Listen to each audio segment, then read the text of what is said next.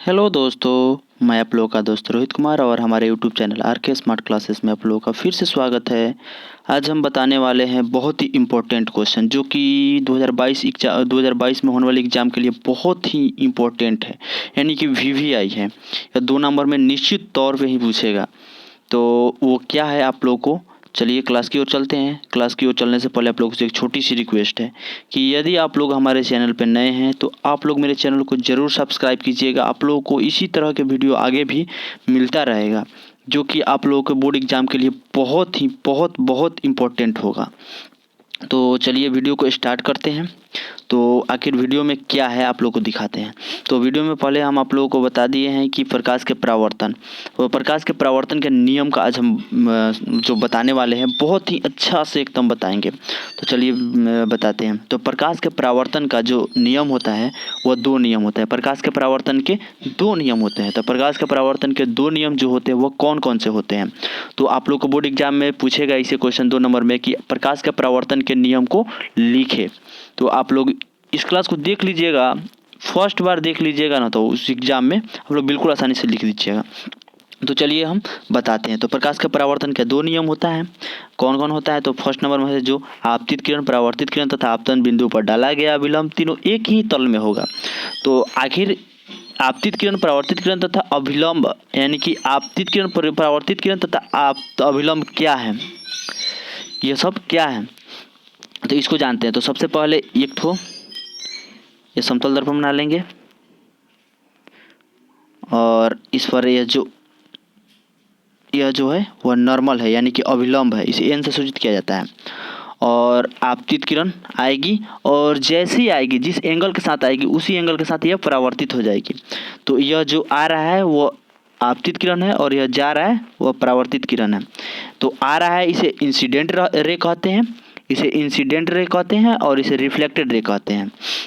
Incident ray को आपतित किरण कहा जाता है और रिफ्लेक्टेड रे को परावर्तित किरण कहा जाता है। और सीधी जो है यह नॉर्मल है, यानी कि अभिलंब है, यह 90 डिग्री का कोण बनाता है।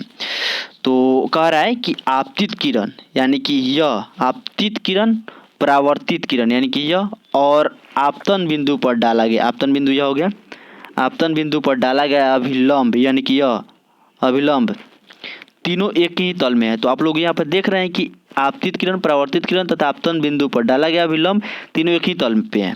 तो यह तो सिंपल है। तो आप लोग जब भी इस क्वेश्चन का सॉल्यूशन कीजिएगा प्रकाश के परावर्तन के नियम का, तो उस पर इस डायग्राम को आप लोग जरूर बनाइएगा। नहीं बनाइएगा आप लोगों को नंबर बहुत कम मिलेगा। तो अब चलते हैं दूसरा नियम क्या कह रहा है। दूसरा नियम कह रहा है कि आपतन कोण परावर्तन कोण के बराबर होता है। तो आखिर आपतन कोण कौन है।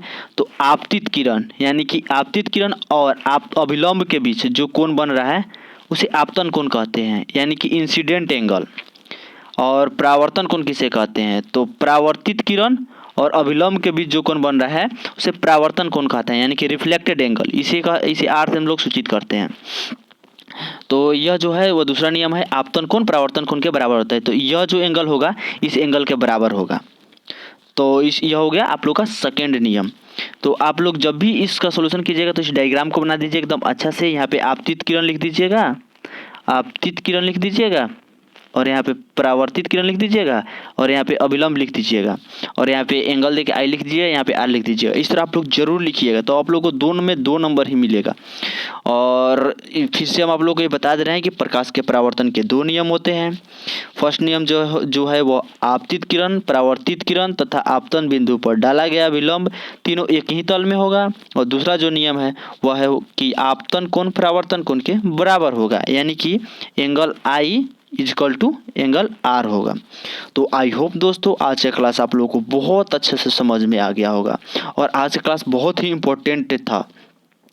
तो आज का क्लास दोस्तों यहीं तक। यदि आप लोगों को आज का क्लास अच्छा लगा होगा तो मेरे चैनल पे आप यदि नए हैं तो सब्सक्राइब अभी ही कर लीजिए, ताकि इसी तरह का वीडियो आप लोगों को आगे भी मिलता रहेगा और आप लोग के बोर्ड एग्जाम में बिल्कुल आसानी से बिना कहीं कोचिंग किए मेरे ऑनलाइन क्लास के माध्यम से आप लोग 450 से ज़्यादा नंबर ला सकते हैं। बट आप लोग अच्छा से पढ़ाई कीजिए।